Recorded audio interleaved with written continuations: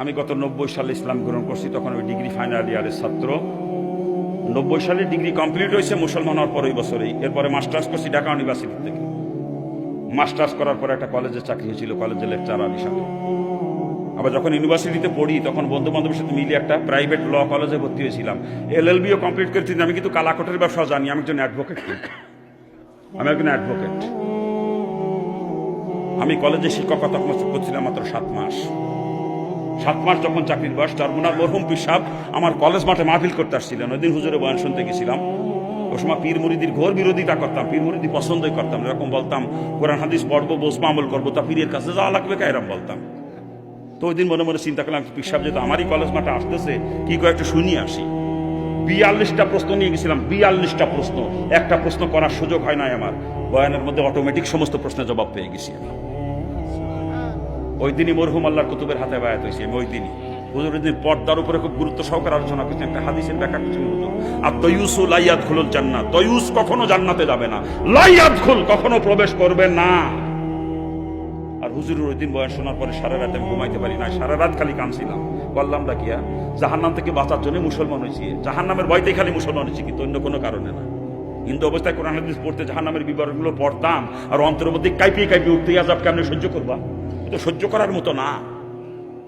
যখন জাহান্নামের আযাবের ভয় অন্তরে পয়দা হয়েছিল, তখন পাগলের মতো হয়ে গেছিলাম যে কেমনে বাঁচবো এই আযাব থেকে, আমি কেমনে বাঁচবো। তখন কিসের মা বাপ, কিসের আত্মীয় স্বজন, কিসের অর্থ সম্পদ, কিসের নেতৃত্ব কর্তৃত্ব, কোনো কিছু আমার কাটকে রাখতে পারে নাই।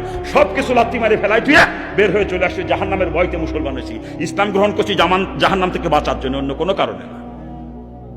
ওই দিন হুজুরের বয়ান শোনার পরে চিন্তা করতেছি যে এই জাহান্নাম থেকে বাঁচার জন্য মুসলমান হইলাম, আবার আমি এখন কলেজে যুবতী মেয়েদেরকে পড়াই, আমি তো দয়ুস, এই আমার তো জাহান্নামেই যাওয়া লাগবে। তা মুসলমানের লাভ কি হলো? খালি খালি সারা রাত কান্না থামাইতে পারি নাই যেই চিন্তায়। বললাম কি দুনিয়া বরবাদ করে দিয়ে চলেছে, এখন আখেরাতও বরবাদ করতেছি। হ্যাঁ, চোখের পানি ঝরতে যত পুরা বালিশটা ভিজে গেছে। রাত্রে ফজরের নামাজ পড়ে কাগজ কলম নিয়ে বসে রিজাইন লেটার লিখছি, লেখো অন্য লোকের মারফতে কলেজে পাঠাই দিছি। নিজে আর কলেজে যাই নাই, পর্যন্ত চাকরি শেষ। আমি না খেয়ে মরে যাবো তাও ভালো, কিন্তু ওই চাকরি করবো না যেই চাকরি করে জাহান্নামে যাওয়া লাগবে।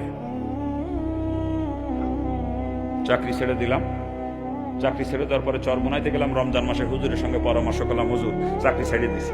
হুজুর আসতে কি আপনার পান নিচে এক বিন্দু বালুও নাই, বাসমান শাওলার মতো আপনি, আর এখন চাকরি ছেড়ে দিলেন? তার মানে বোঝেন আমি যখন ইসলাম গ্রহণ করছি বাপের সমস্ত সম্পত্তি থেকে বঞ্চিত। এরপরে কেবল মাস্টার্স কমপ্লিট করে চাকরিটা হয়েছে অল্প দিন, ওই সময় চাকরি ছেড়ে দিলাম। আমার পান নিচে এক বিন্দু বালুও নাই। তখন আমি চিন্তা করি না আমার কে খাওয়াবে, রিজিকের মালিক আমার চাকরি না, রিজিকের মালিক কি আমার চাকরি? হ্যাঁ, ওই চিন্তা করি নাই কি খাবো, কি করবো, কি খাবো, চিন্তা করি নাই। আল্লাহর উপরে তাওয়াক্কুল করে চাকরিতে লাথি মারছি। আমি চাকরি ছাড়িতে না খেয়ে মরে গেছি নাকি?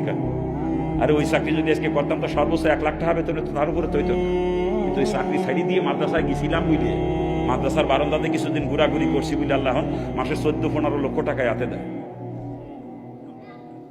বর্তমান 14-15 লক্ষ টাকা ইনকাম প্রতি মাসে আপনাদের দেওয়া করবো, তোমার 14-15 লাখ।